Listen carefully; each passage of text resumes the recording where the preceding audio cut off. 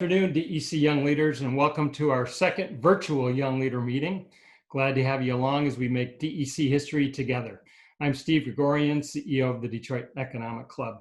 For today, we're all itching for some interaction, so we're going to spend 45 minutes together where, like all Young Leader meetings, we can learn from a successful executive and grow our DEC member networks.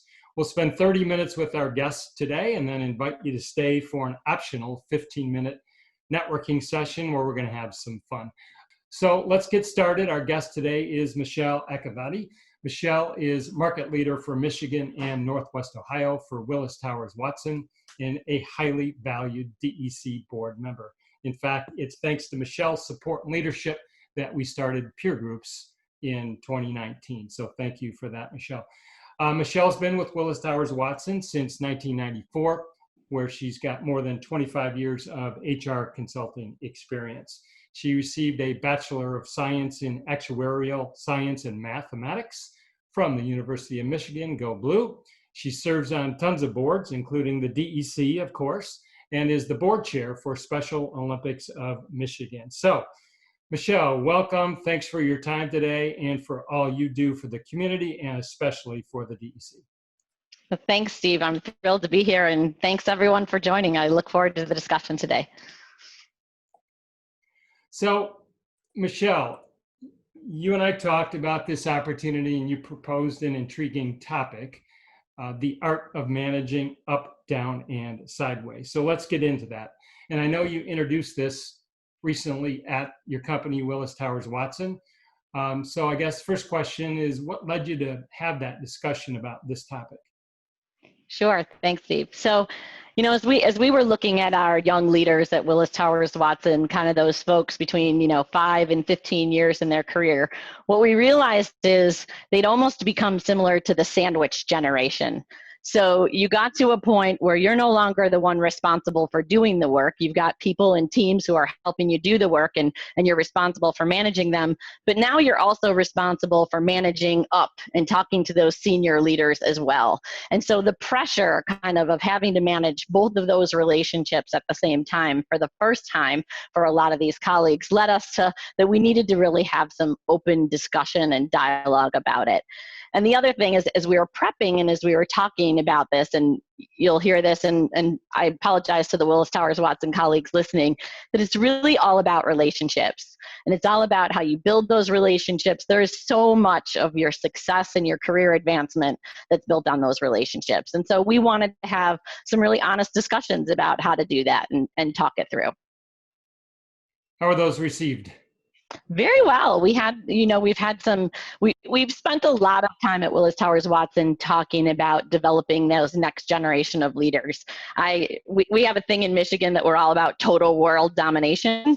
And if we're going to have total world domination, we need more and more people to grow their careers and grow their careers faster.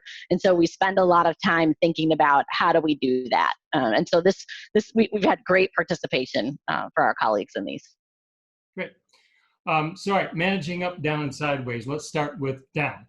Some of the people on this call have people management duties. So what are your thoughts about managing those who are working for you? Right. Well, first of all, no one's ever really working for you, right? Anyone who's been a parent knows no one has to do what you say. Even if you feed, clothe, and house them, they don't have to do what you say. So it's really about how do you get them to feel valued and virtually almost walk through a wall for you when you need them to walk through a wall, right? There's all times when someone has asked us to do an impossible task and we need that team to come together to do that. And I think in order to make that happen, you need two really important things. First, you need trust. Your teams need to know and believe that you have their absolute best interests at heart, that you want to see them grow, that you care about them as people, that you care about everything about them, and they have to trust you. And I think the second thing they need is honesty.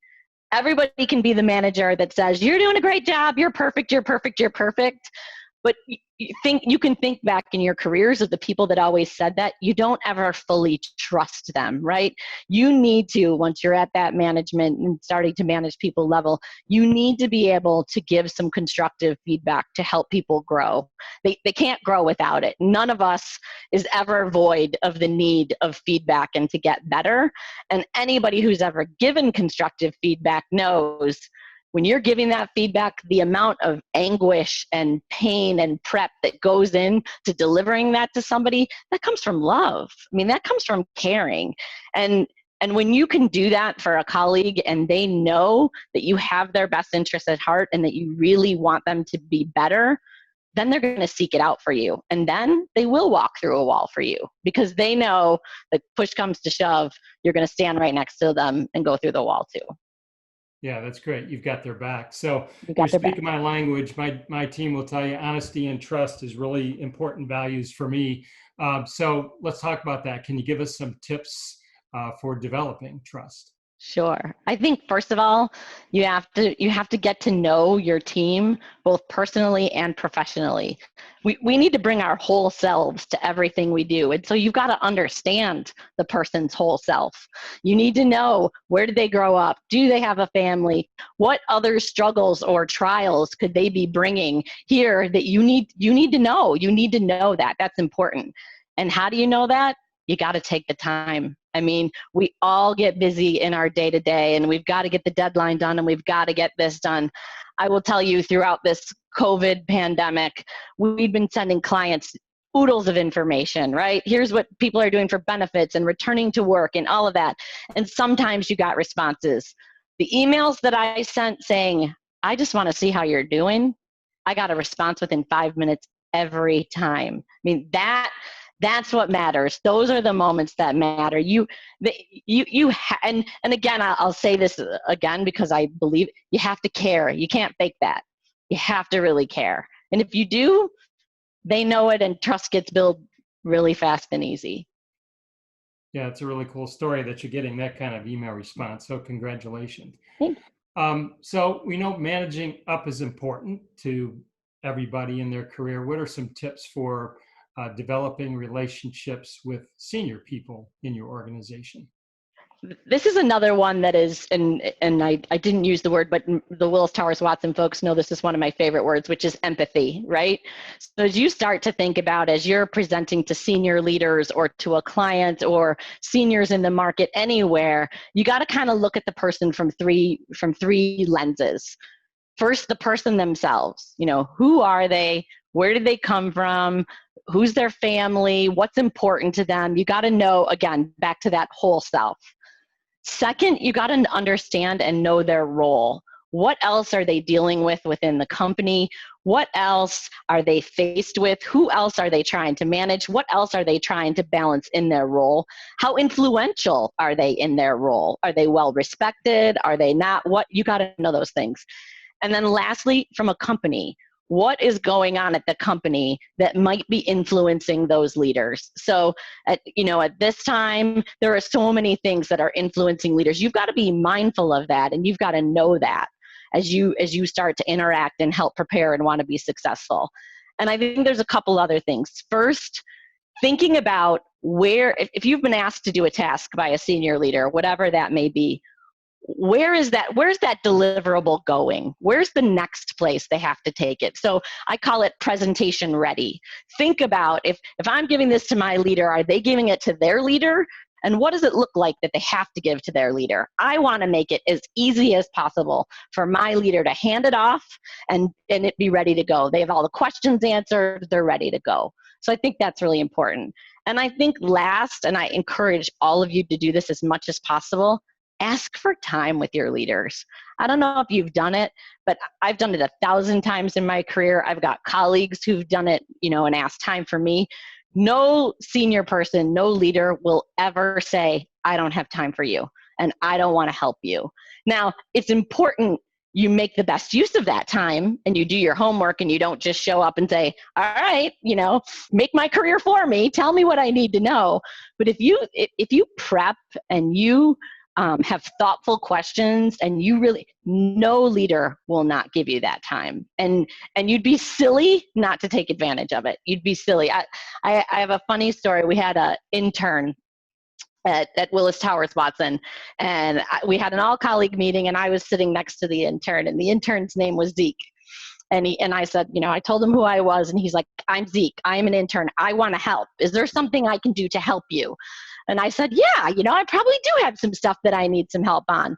So we went about, and before he left the meeting, he came back. He said, Michelle, I want you to remember, I'm Zeke, and I want to help you. If there's something I can do to help you, I will help you. Well, you can best believe the very next day, I had 2 or 3 things that I was going to give to Zeke and have Zeke to work on. So take advantage of that. Take those opportunities, because there's always something that we need help with that we're just waiting for somebody to say, hey, can I come help you with it? That's terrific. How did Zeke do with those? He did great. Before I go on to another question, I'm just going to remind everybody on here, we'd love to give you the opportunity to ask a question in the latter part of this. So go ahead and think of a question and tell me in the chat room you've got a question. So, all right, we've talked about managing down, managing up. Let's discuss sideways. Why is it important to develop relationship with your peers? With your peers. The Willis Towers Watson folks, I'm going to apologize again. This is if I have to give you one piece of advice, build relationships with your peers. They are the most important relationships you will build in your career. And there's a couple of reasons for that. One, as you start to move up and get more responsibility, you yourself are doing less and less. You need to rely on others more and more as you move up in your career. You're not the person delivering the work. You need help from others. So one, that's really important. And I'll even give it, when I went to post for this job as the market leader, I went to my peers and I'm like, okay, do you think I can do this? And if I do, will you help me? Because I'm not going to be successful if 1, you don't think I can do it, and 2, you're not going to help me. I know I can't. Second, you need the group who will tell you, you screwed that up. You didn't do that right. And at the end of the day, they love you anyway, because again, as you start to get more, more responsibility and less and less people will actually tell you the truth. It's terrible. Like, you seek it out, you ask for it, and less people will tell you. So you need the people that will say, you know what, that didn't go well. And they did it again with love, and they did it so that you would be better and help you be better. And I think another aspect, you need to find people who are different from you, who think differently, who approach problems differently. There are a couple of leaders in our office, and we are the best of friends. We've grown up together, but we couldn't be more different in how we approach things. And I'll call one of up and say, all right, you got to talk me off the ledge. Like, help me out here. And they'll call me up and say, you know what, I can't deal with this one. I need you to help me. I need you to take this one, because this is in your sweet spot, and this is in mine. And we know that about each other, and so we can be more successful. But if you don't trust kind of my experience, there was a Harvard Business Review study where they interviewed, I think it was 100, 150, 200, whatever the number was, of people who were next in line to be the CEO. And they didn't get the CEO role. And they went back to find out, all right, you were on the succession plan, you're a high-level executive, why didn't you get this role? And 30% of the time, it was because they didn't have peer relationships. 30%. Almost 1/3 of the time. Now, these are people who made it pretty far and really believed they should, be that CEO, and didn't get it for that reason. Do you think that's because management figured they would not have the peer support? Or? That's right. You can't get it done, right? I mean, you can't, if you don't have the peers, and when you're all peers and one of you is going to, if you don't have the support, you can't possibly be successful. Yeah. Very good. One last question from me, and then we're going to turn it over to the folks on the call with questions. A reminder, I see a couple questions in. We're going to get to you guys in a minute, but we're looking for some more. We're certainly all in a new day-to-day world here. And so, Michelle, maybe talk about both virtually, and how do you keep your career on track in a virtual environment like we're dealing with and likely to deal with for some time? Yeah, I think there's two things. One, which is really important, is to set some boundaries. I don't know about how all of you did when this first all work from home is, but my office is my desk is in my bedroom, and there was no downtime for the drive to and from work. I woke up and work was there. I went to bed and work was there. And, I realized as I was looking around my house that like my poor son had been sitting there and, pretty soon you were working ridiculously more hours than you probably ever had worked in your career. So, we had these messages to the office and talking to the office, like, you didn't sit in your chair all day when you went to the office. You got up, you walked around, you got a drink, you got lunch. I mean, so, for me personally, I had to like schedule that in. I had to schedule a half an hour to get myself some food and stand up and walk around. But I think the second, and it goes back to my earlier example of when I was reaching out to clients and colleagues, connect. I made a personal goal for myself that I would reach out to at least 4 people every day, not ones that I had, meetings with or planned interactions with, but every day I was going to reach out to 4 different people and either talk to them live or set up time to talk to them to make sure that you are just staying connected. Because I like to walk around the office. I like to sit and see people. I can't walk around the office anymore. So I begged some of our line of businesses to invite me to their happy hours and things like that, just to stay connected. So relationships are always important. Networking is always important. It's triply important right now because you got to work at it. It's not, you can't just walk down the hall and see somebody. You got to work at it. Great stuff, Michelle. All right. Time for hearing for some of the young leaders. You ready? Yeah, I'm ready.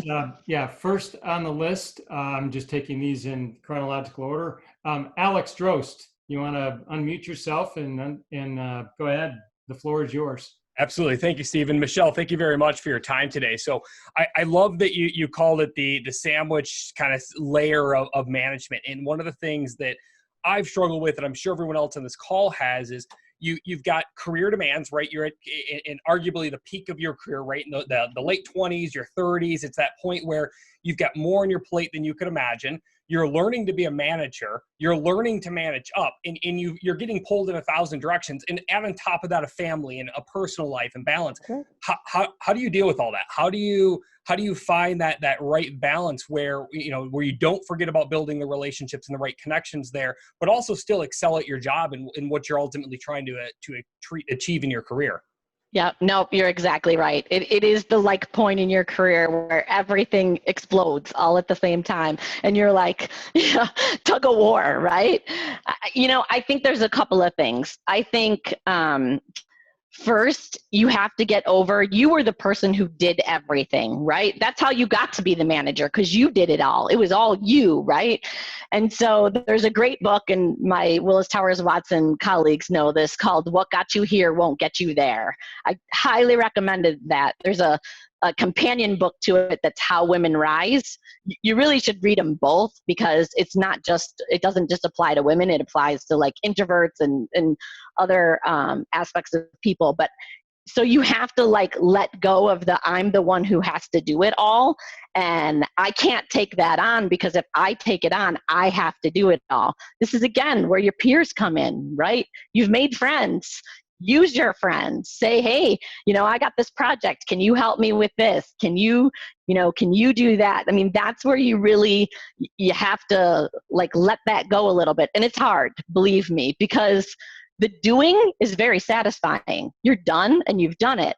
The managing, you don't know if it's really making a difference or not, right? You don't turn it in. Look, I helped Charlie today and I'm done, right?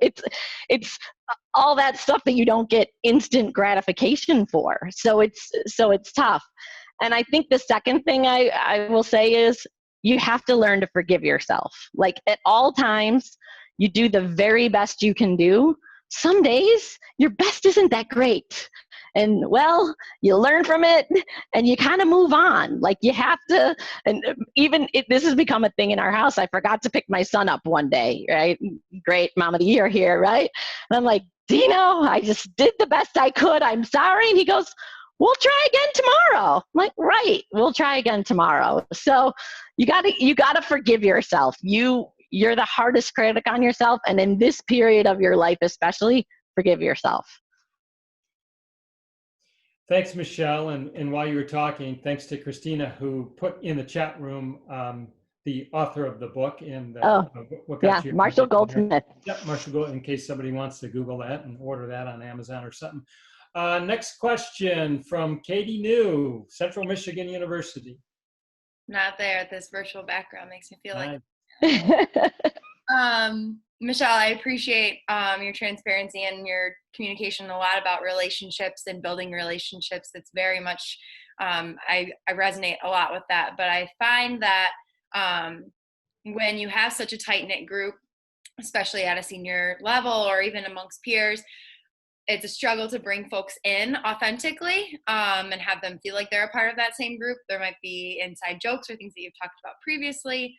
So wondering how you welcome folks into that tight-knit environment, and then conversely, how do you enter into an environment like that in an authentic way? In an authentic way. You know, I come from a very big family. So personally, like the group is never big enough, right? We have, 60 people for a pool party on a weekend, because that's just, so I think it may be a harder question for me to answer, because I'm like, the group is never big enough in my mind. And especially because there is always someone who's got a different thought and a different way about going about things, and that just makes collectively the group stronger. So, there are folks on the leadership team who've been a part of it for years, and then there's folks that are newer to it, and we need all of those folks. So it's about welcoming everybody, bringing everybody in as much as possible. And I think if you're trying to enter that, I think it goes back to the time, like spend some time, meet with the people one-on-one, right? Where you can start to develop your own stories and your own ways of working together, and really, again, back to that whole person, understanding the whole person. But for me, the group's never big enough. Yeah, same. Thanks, Katie. I can't tell if Christina on my team is toying with me, but in the chat room it says Christina has a question. I'm certainly not toying with you, Steve. Michelle, thank you so much. Your energy is incredible, first of all. And second, it's very clear that you are very much for relationships, and that's what's made you very successful. I am curious, though, about just a time where maybe you weren't your best version of yourself that you had hoped for, and you just really learned from that, because we hear about really great success stories, but what about a time where it wasn't such a great success story? Yeah. Oh, I've got lots of those. I think that's where I developed the forgive yourself. I may have more of those than actually success stories.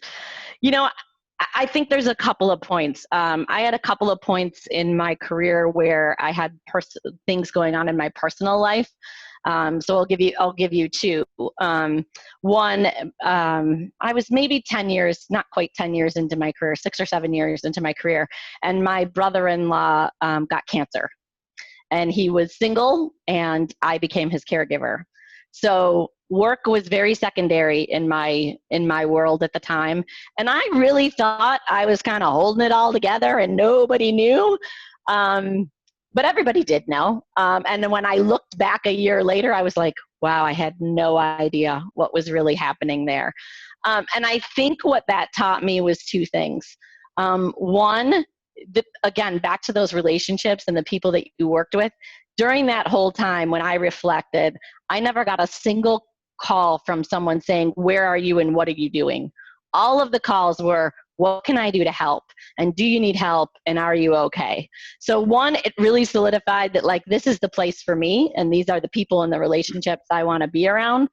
And two, I think it gave me the freedom and the forgiveness that, Alex, back to your question. At any point in time, you've got discretionary effort, right? You've got to balance your family, your work, your other things that make you who you are, that are important to you, whether, it's your community and how that works.